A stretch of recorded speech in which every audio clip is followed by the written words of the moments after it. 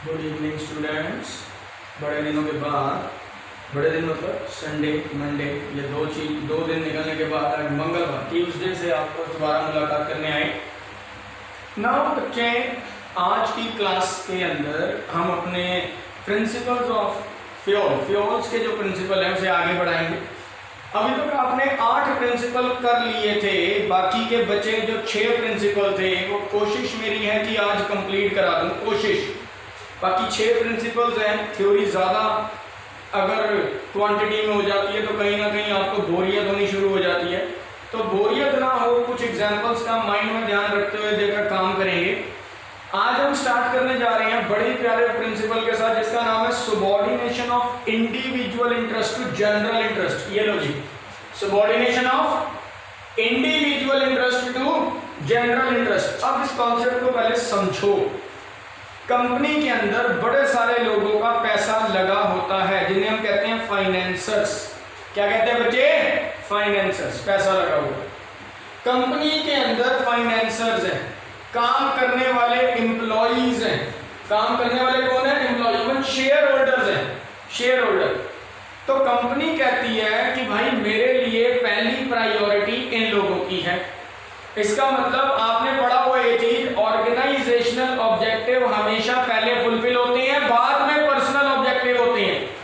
जब तक organisational objective fulfil नहीं होंगे तब तक पर्सनल ऑब्जेक्टिव कैसे फुलफिल हो जाएंगे? हम कैसे आपकी सैलरियां बढ़ाएंगे? हम कैसे आपको इंसेंटिव्स देंगे? हम कैसे आपको फ्यूचर बेनिफिट देंगे? तो पॉइंट क्या आया? पॉइंट ये आया कि सबसे पहले एंटिटी, सबसे पहले एक ऑर्गेनाइजेशन अपने बारे में सोचेगी, अपने उन लोगों के बारे में सोचेगी जिससे उसने पैसा लिया है, फाइनेंसर्स, जो उसके लिए काम कर रहे हैं, एम्प्लॉय, जिसमें पैसा लोगों ने इन्वेस्ट किया, शेयर होल्डर। तो share holder, financer, employees etcetera, company पहले इनके बारे में सोचेगी। इसका मतलब कंपनी जो है वो कहती है मेरे लिए इनका इंटरेस्ट पहले है। There are various stake holders, जैसे financers, employ, share holder.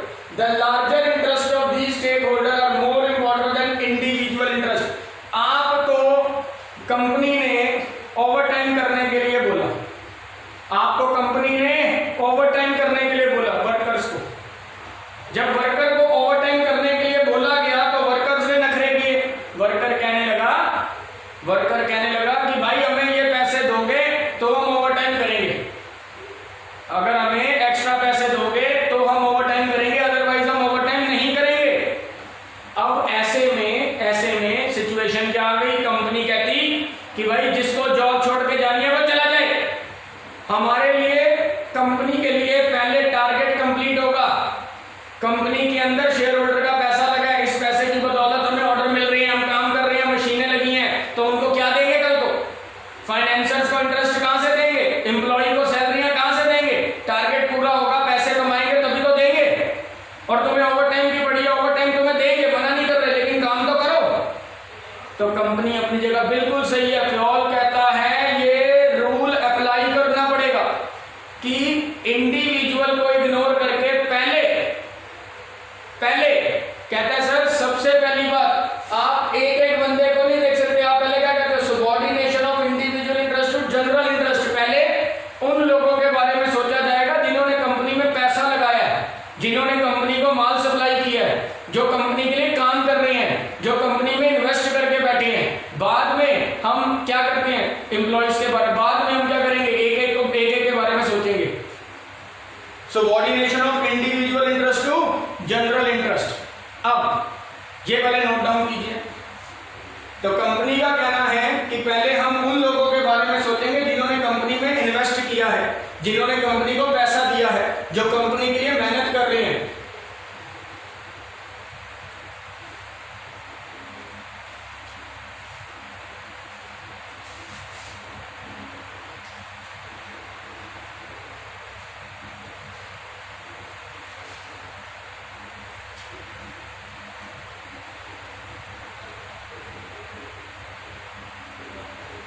Now जल्दी अब सर मैं आपको बताने वाला हूं अगर हम इस प्रिंसिपल को फॉलो नहीं करते, फ्योल का कहा कि आपके लिए स्टेक होल्डर्स जो हैं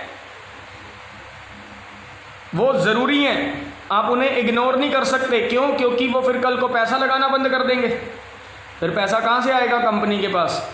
अगर हम इस प्रिंसिपल को फॉलो नहीं करते, अगर हम इस प्रिंसिपल के अगेंस्ट जाके काम करते हैं, तो जल्दी लिखो जो मैं लिखवाने वाला हूँ, लिखो मतलब effect of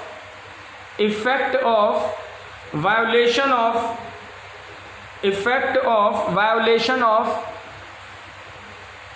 principle of subordination of individual interest to general interest. मतलब अब मैं आपको वायोलेट होने पर, अगर हम इस प्रिंसिपल को वायोलेट करते हैं तो क्या इफेक्ट होगा वो लिखवाने वाला हूँ। तो अब आप लिखो इसके नेगेटिव इम्पैक्ट। नेगेटिव, अगर मैं इस प्रिंसिपल को फॉलो नहीं करता तो इसके नेगेटिव इम्पैक्ट क्या होंगे। पहला पॉइंट, नेगेटिव इम्पैक्ट का पहला point, the desired goal may not be achieved. The desired goals, अगर हम अपने बारे में सोचने लगेंगे और कंपनी को इग्नोर कर देंगे तो कंपनी के टारगेट पूरे ही नहीं होंगे। The desired goal may not be achieved properly and in time. The desired goals may not be achieved properly and in time. ये था पहला negative aspect. Second negative point लिखो,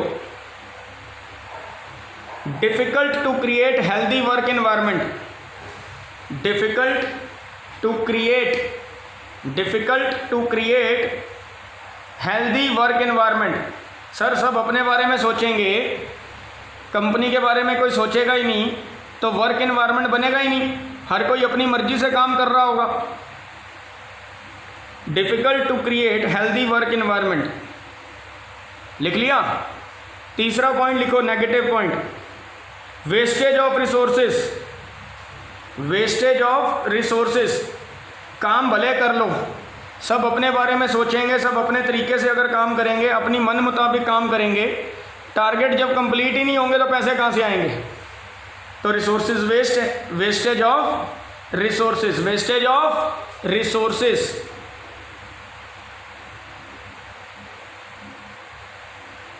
लिख लिया बच्चे। तो 3 negative point, goals may not be achieve, goals achieve नहीं होंगे। दूसरा पॉइंट था वर्क एनवायरनमेंट नहीं बन पाएगा और रिसोर्सेज वेस्ट होंगे। रिसोर्सेज क्या होंगे? वेस्ट। अब इसके पॉजिटिव इफेक्ट लिखो। अगर हम इस प्रिंसिपल को फॉलो करते हैं, अगर हम फ्योल के कहने पर इस प्रिंसिपल को फॉलो करते हैं तो इसका पॉजिटिव एस्पेक्ट क्या होगा। पहला point, efficient and effective realisation of goal. Efficient, ये पॉजिटिव पॉइंट नंबर 1 है, efficient and effective realisation of goals. Efficient and effective realisation of goal. Second positive point, promote unity of action. Promote unity of action. Promote unity of action.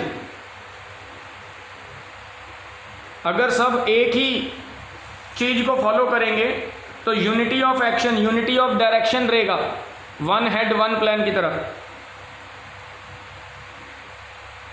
तो sir goals जल्दी achieve होंगे अगर हम इसको follow करते हैं, तो goals time पे अचीव होंगे और यूनिटी ऑफ एक्शन मेंटेन रहेगा। मतलब सबको एक ही चीज को फॉलो करना होगा, फोकस करना होगा, कोई अपनी तरीके से काम नहीं कर पाएगा।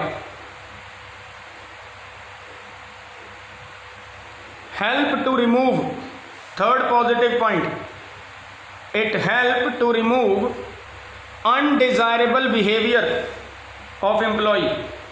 It help to remove undesirable behaviour of employee. मतलब एम्प्लॉय अपनी मर्जी से काम नहीं कर पाएंगे, एम्प्लॉय को ऑर्गेनाइजेशन के लिए पहले सोचना पड़ेगा, और अगर कोई एम्प्लॉय सिर पे चढ़ेगा तो उसे निकाला भी जा सकता है, तो मतलब ये डर भी रहेगा। तो help to remove undesirable behaviour of employee. तो ये थे बच्चे इसके पॉजिटिव और नेगेटिव पॉइंट। पहले मैंने नेगेटिव लिखवाए, फिर मैंने पॉजिटिव पॉइंट लिखवाए। एक बार दोबारा से ब्रीफिंग कर रहा हूँ। Subordination of individual interest to general interest. कहा जाता है कि हम अकेले एक एक मेंबर के बारे में नहीं सोचेंगे, हम पहले ऑर्गेनाइजेशन के बारे में सोचेंगे। अगर ऑर्गेनाइजेशनल गोल्स अचीव होंगे तभी बाकियों के गोल्स, पर्सनल गोल्स क्या होंगे, अचीव होंगे। ऑर्गेनाइजेशन हमेशा पहले स्टेक होल्डर्स के बारे में सोचेगी। किसके बारे में सोचेगी? स्टेक होल्डर के बारे में। किसके बारे में? स्टेक होल्डर्स के बारे में। स्टेक होल्डर्स क्यों? स्टेक होल्डर कौन है? जिन्होंने कंपनी को पैसा दे रखा है, फाइनेंशियल शेयर होल्डर और एम्प्लॉई जो कंपनी के लिए काम कर रहे हैं। तो कंपनी पहले स्टेक होल्डर के बारे में सोचेगी, एक एक व्यक्ति के बारे में पहले नहीं सोचा जाएगा। पहले गोल्स अचीव होंगे, देन पर्सनल ऑब्जेक्टिव पे चलेंगे। तो इसका पॉजिटिव और नेगेटिव एस्पेक्ट मैंने आपको लिखवा दिए हैं। आप एक बार आराम से वीडियो को देखें। नेक्स्ट वीडियो मतलब एक नया और प्रिंसिपल उठा रहा हूँ। आज एक प्रिंसिपल एक वीडियो, एक प्रिंसिपल एक वीडियो, ऐसे चलेगा।